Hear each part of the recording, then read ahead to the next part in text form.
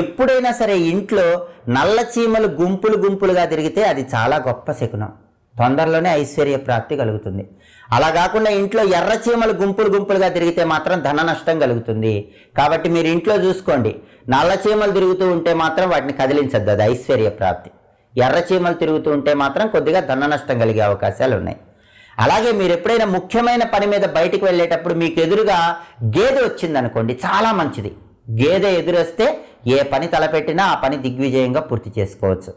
అలాగే ఒక్కొక్కసారి పని మీద బయటికి వెళ్ళేటప్పుడు పక్షి మన మీద రెట్ట వేస్తూ ఉంటుంది, మనం చిరాకు పడుతూ ఉంటాం. కానీ పని మీద బయటికి వెళ్ళేటప్పుడు పక్షి రెట్ట వేస్తే అది చాలా అదృష్టం, అది గొప్ప శకునం.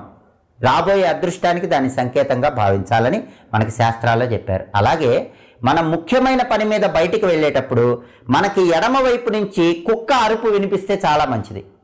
అలాగే పంది అరుపు వినిపించిన